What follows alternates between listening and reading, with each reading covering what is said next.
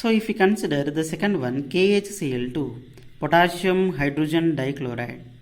So KHF2 बोलो तो potassium hydrogen difluoride है KHF2. So KHCl2 बोलो तो पोटाशियम हाइड्रोजन डाइक्लोराइड है.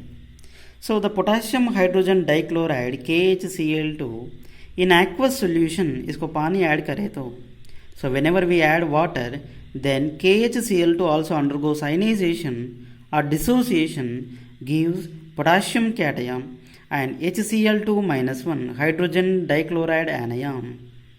तो KHCl2 को भी पानी ऐड करें तो ये आयनाइजेशन हो रहे, डिसोसिएशन हो रहे, तो होने के बाद एक कैटायन आया था potassium cation HCl2 minus 1 hydrogen dichloride ion भी आया था HCl2 minus 1.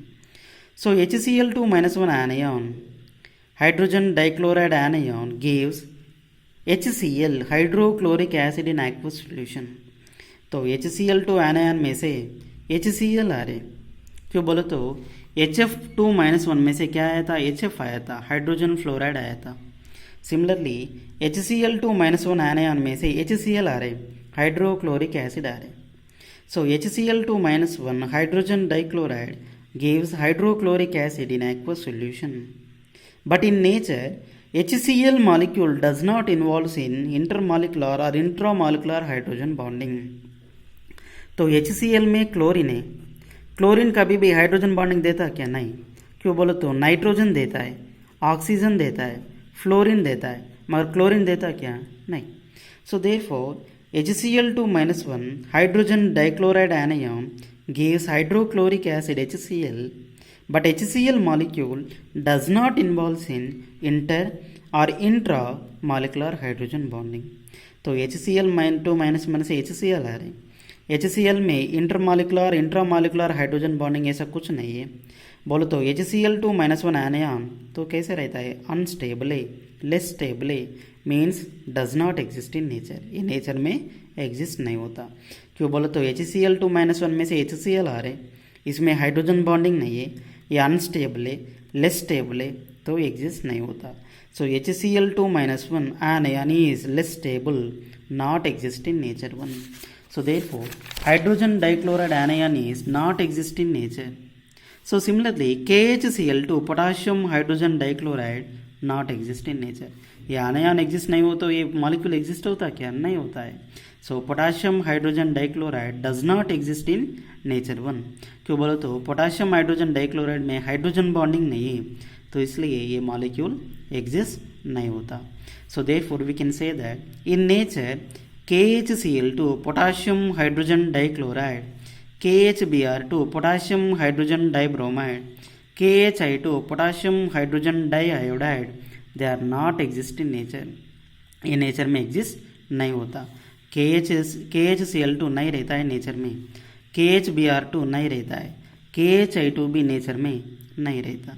क्यों बोलो तो HBr2 minus 1 hydrogen dibromide ion, HCl2 minus 1 hydrogen dichloride anion, Hi2 minus 1 hydrogen diiodide anion, they are unstable, they are not exist in nature 1.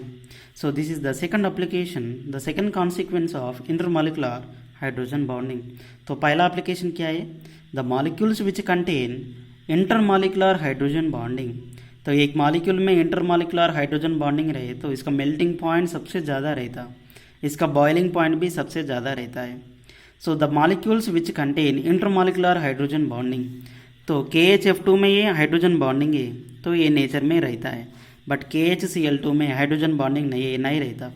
KHBr2 में नहीं है, KHI2 में नहीं है, हाइड्रोजन बॉन्डिंग नहीं है, तो ये नॉट एग्जिस्ट होता है. So they are unstable, they does not exist in nature 1. Now if look at the third application, the formation of dimers. So ये वेरी वेरी इंपॉर्टेंट कॉन्सेप्ट है फॉर द JEE लेवल और NEET level, but ये board level का नहीं है.